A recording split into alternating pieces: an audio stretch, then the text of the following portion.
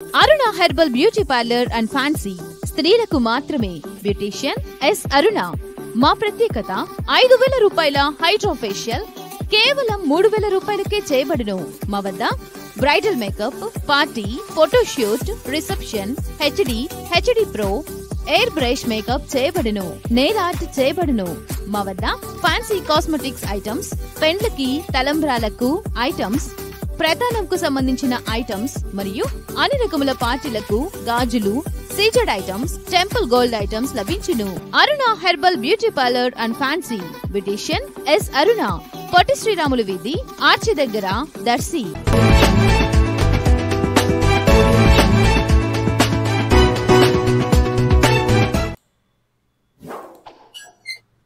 Podili RTC depot manager Sundarrao పదవి విరమణ సమావేశం మంగళవారం నాడు స్థానిక పొదిలి ఆర్టీసీ డిపో గ్యారేజ్ నందు జరిగింది.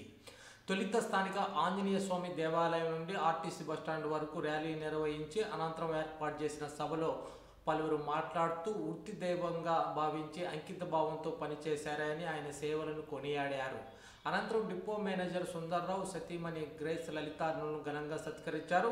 ఈ పదవీ విరమణ కార్యక్రమంలో ముఖ్య అతిథులుగా RTC Nellore zonal executive director Venkateswarlu, Ongole regional manager Sudhakar Rao, Habibulla foundation chairman Karimulla Beg మరియు కనిగిరి, గిద్దలూరు, మార్కాపురం డిపో మేనేజర్లు, రీజనల్ డిపో మరియు ఆఫీస్ సిబ్బంది, వివిధ ఉద్యోగ సంఘ నాయకులు, ఉద్యోగులు, డిపో మేనేజర్ సుందర్రావు బంధుమిత్రులు, ఆర్టీసీ ఉద్యోగులు తదితరులు ఈ కార్యక్రమంలో పాల్గొన్నారు.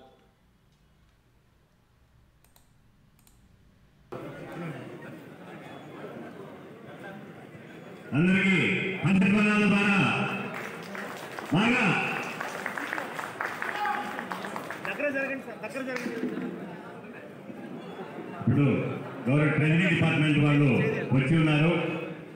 వారు పైకి రావాల్సిందిగా కోరుతా ఉన్నాను, తెలియజేస్తా ఉన్నాను. గ్యారేజీ స్టాఫ్ మొత్తం అందరూ, ప్రతి ఒక్కరూ గ్యారేజీ స్టాఫ్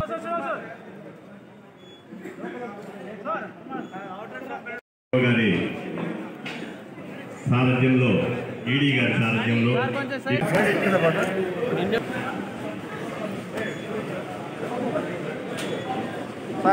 సార్ ఇటు చూడండి సార్.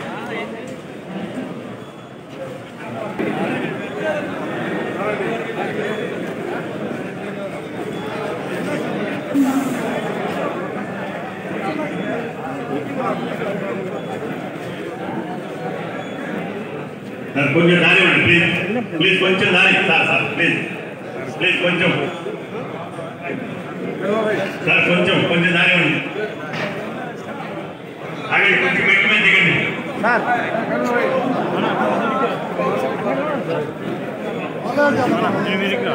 అంటే ఎక్కిన వాళ్ళు అందరూ దయచేసి అటు పక్కన వేసేయండి.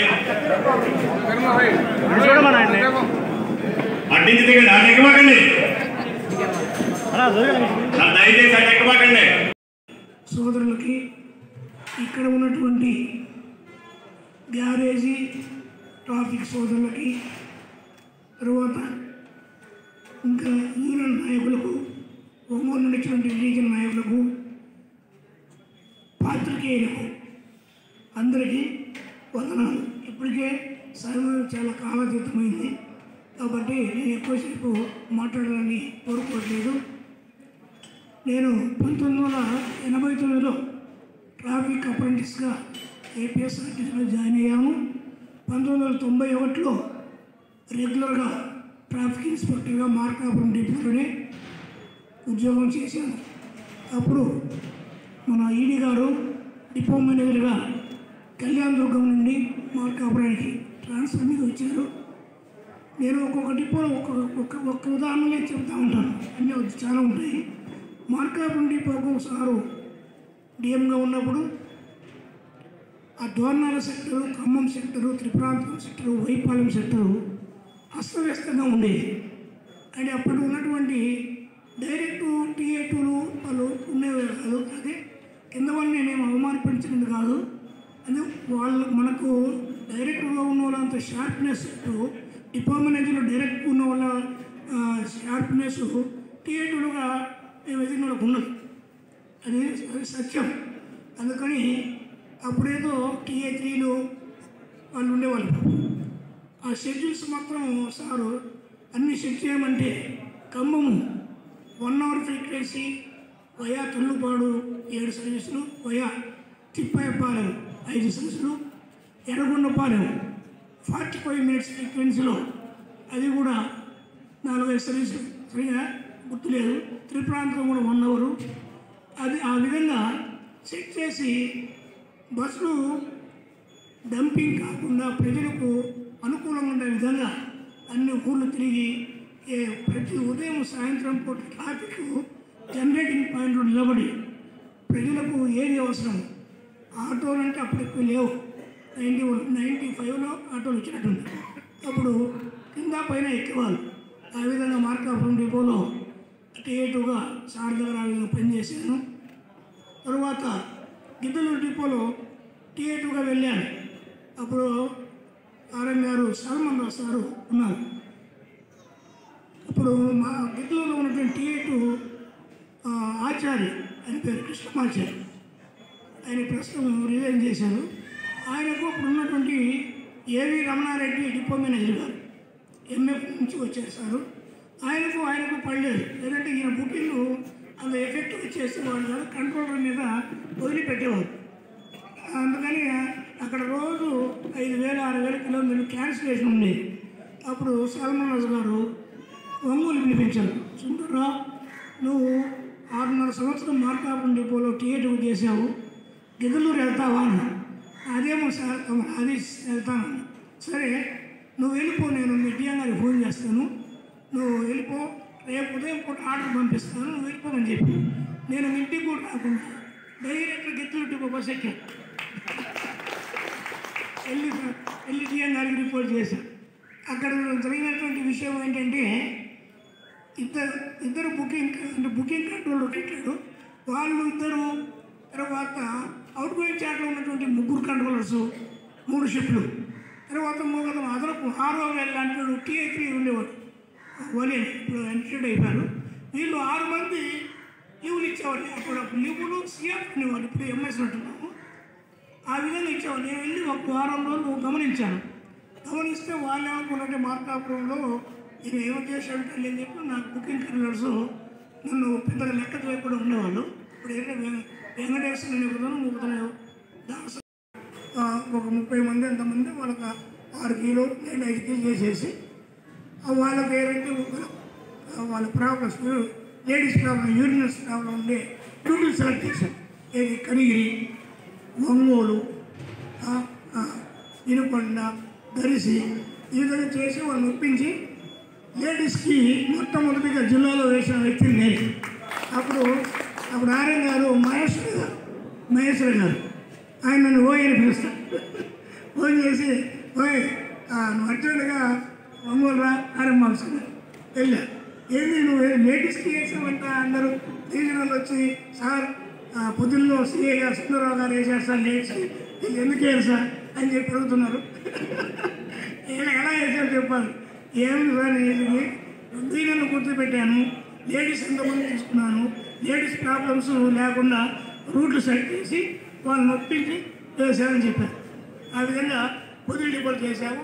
మొన్న మన సార్ గారి ఆధ్వర్యంలో, మన ఆర్ఎం గారి ఆధ్వర్యంలో అసలు చార్ట్ పడవేమనుకున్నాం.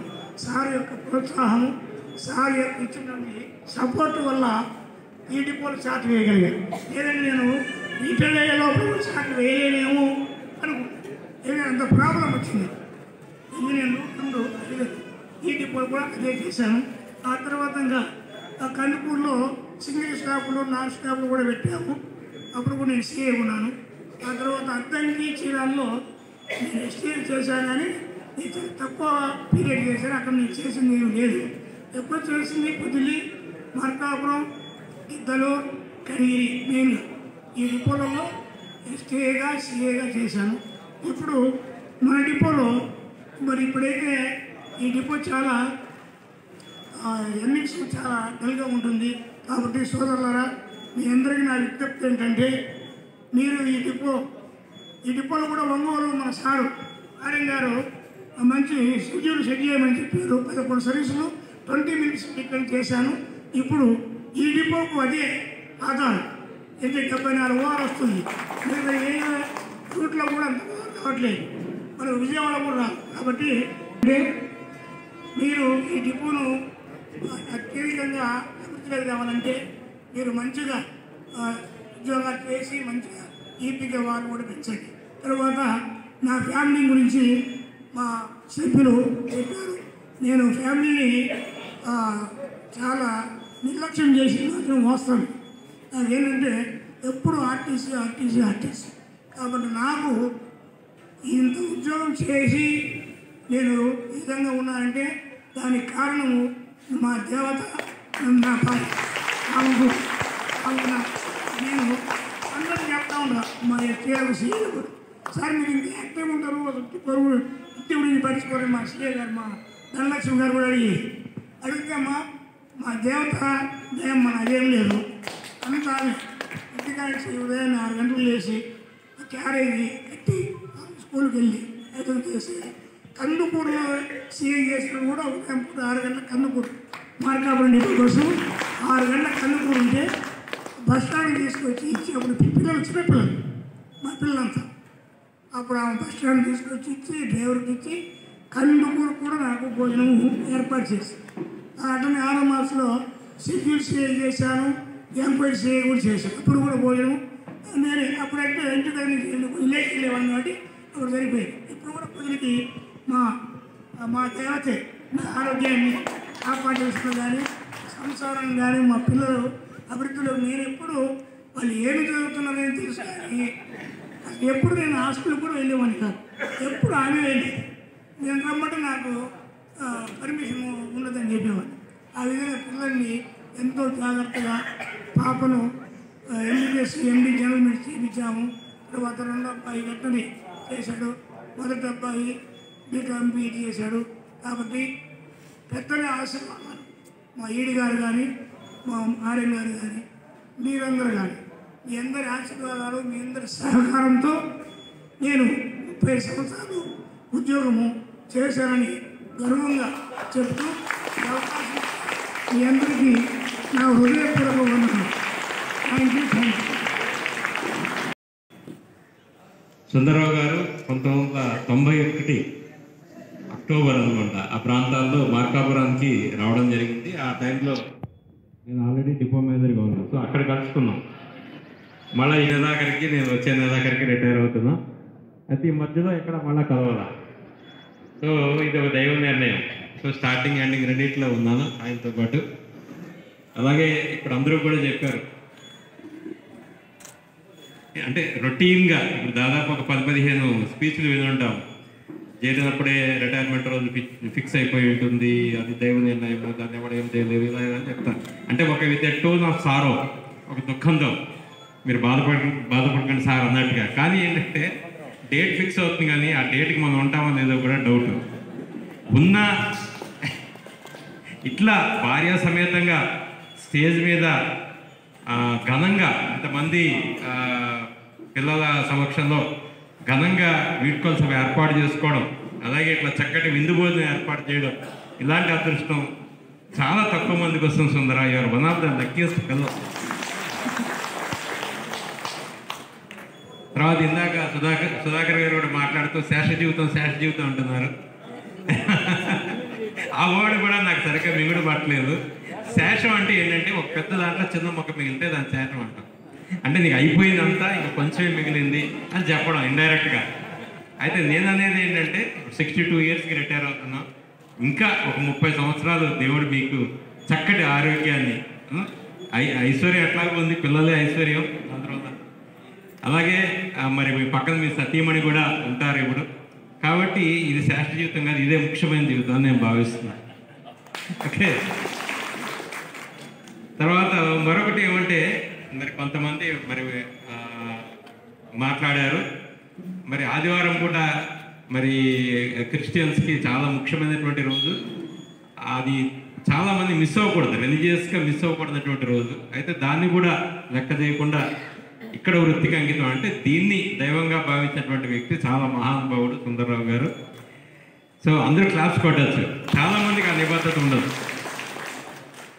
కాబట్టి ఈ మిగిలినటువంటిది అంటే ఇప్పుడు ఒక ఈ రిటైర్మెంట్ అనేది అయిపోయిన తర్వాత ఇంకా చాలా ముఖ్యమైనటువంటి రోజు ఉంది మీకు మీ చుట్టాల్లో సొసైటీలో ఇంకా చాలా ఉందంటే మీరు చాలా వెల్ ఎడ్యుకేటెడ్, అలాగే ఒక ఉన్నతమైన ఆర్టీసీ పదవిలో ఇంత అనుభవం, దాదాపు 35 సంవత్సరాల అనుభవం ఉంది కాబట్టి సొసైటీకి మీ అవసరం చాలా ఉంది.